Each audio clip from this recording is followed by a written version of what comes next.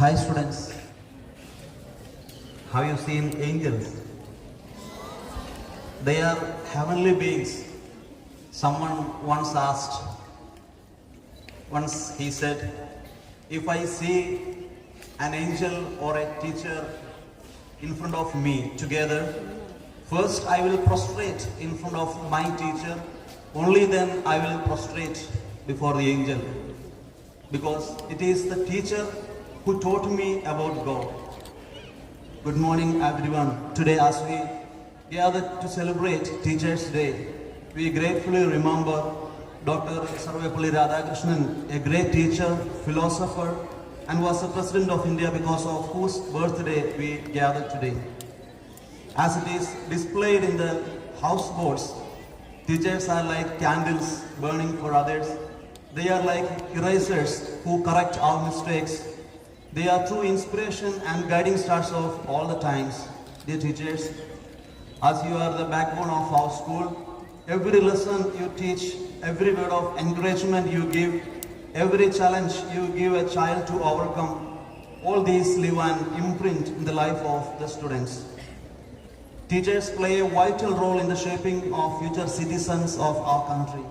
So on this day, I take this privilege to appreciate, congratulate and thank the teachers for the wonderful service that you render to this institution and the society as well. Dear students, during recess time, I used to walk through the corridors, verandas, and many of the children come to me. And Sohil of 5th class is one of them. He's a naughty chap, but I can see the little changes in him. And now he is free to talk to me, free to come to the office. Sahil, are you here? Can you raise your hand? Can you come on the stage?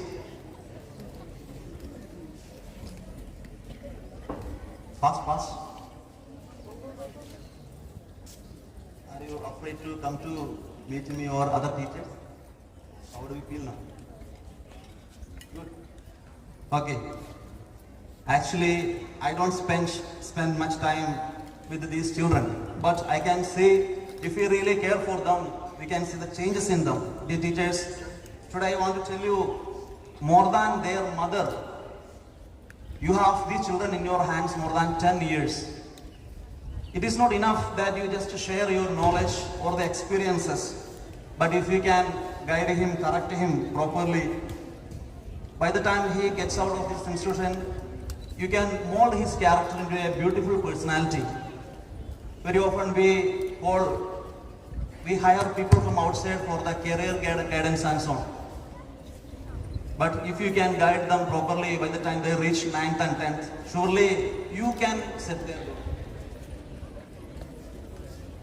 Today's children are born into the technological world and they can get any information other than the school syllabus that is being taught here.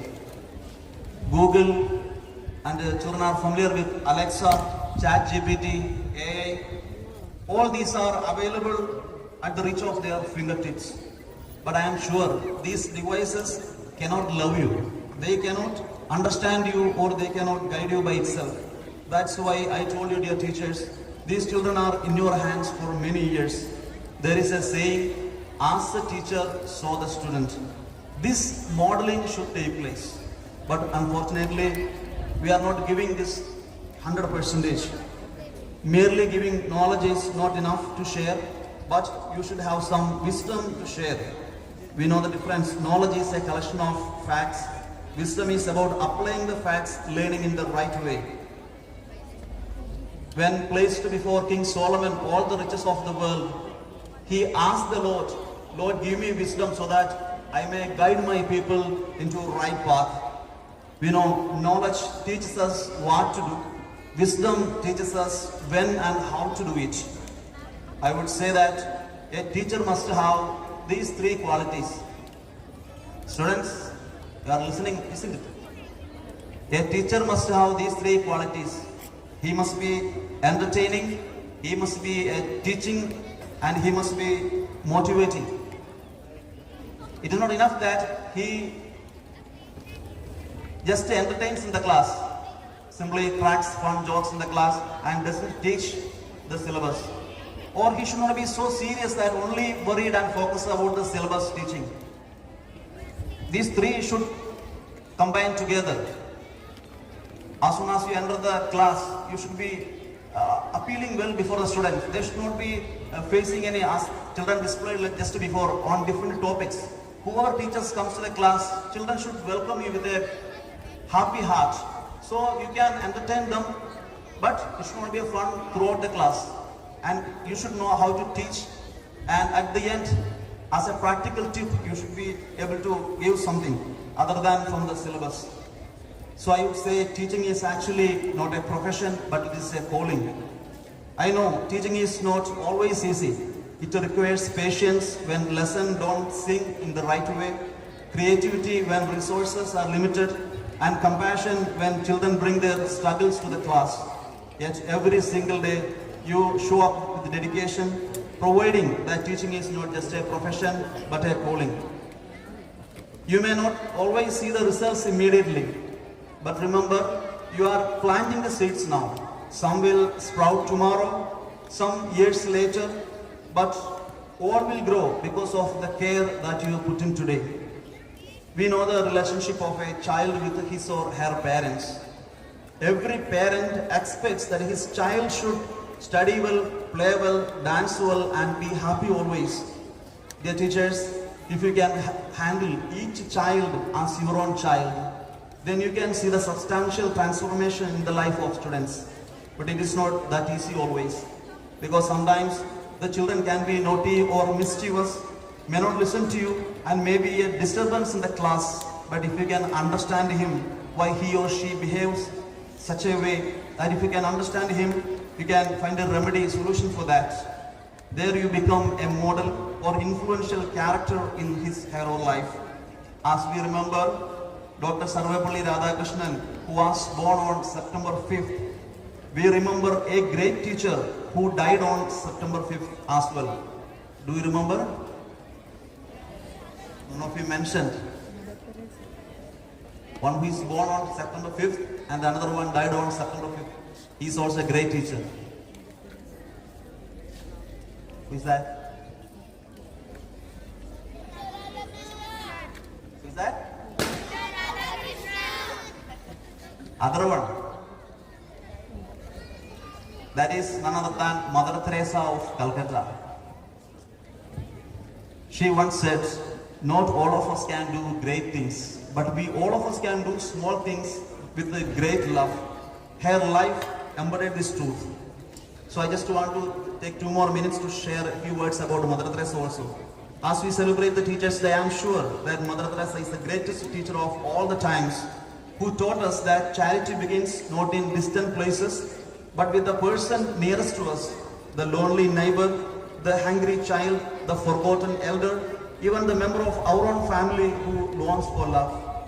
She was from Albania, born in 1910. At the age of 18, she left her family to join the Sisters of Loreto and became a missionary sister in Darjeeling. For 20 years she worked, she taught as a teacher. Later on, you know how her life was changed. I also have visited the Loreto convent in West Bengal. She could have enjoyed all the pleasures, all the beautiness, happiness in this there, but she endured in the slums of Calcutta. With courage and faith, she stepped in the streets of Calcutta, where the abandoned, the sick and the dying were left with no one to care for them. In 1950, she founded the Missionaries of Charity, and even today, her missionary sisters continue to work more than 140 countries, caring for the hungry, the homeless, the sick and the abandoned. When someone came with police to send her out, the policeman, by seeing her service, said, ये mother Teresa को जहाँ भी ये सेवा कर रहे थे, बाहर खटाने के लिए पुलिस वाला को लेके आए थे। उस समय ये पुलिस वाला मदर तेरेसा का काम देके बोला, अगर आप यही काम कर सकते तो जो मदर तेरेसा कर दी है, मैं आप इनको बाहर कराएंगे। I can send her out if you can do the work what she does. They all went empty-handed. Her life influenced a lot of people in the society and the whole world as well. In 1979, she was awarded the Nobel Prize for Humanitarian Work. also received the Bharat Ratna, India's highest civilization award, and many more other honors. She reminded the world that the true greatness is not found in wealth, power, or our status, but in love and service. Dear friends, you have heard that an idea can change your life. In the same way, a person's influence also can change your life. It to be a teacher or a student. Wish you all the best. Once again, wish you all the greetings of the day. Thank you.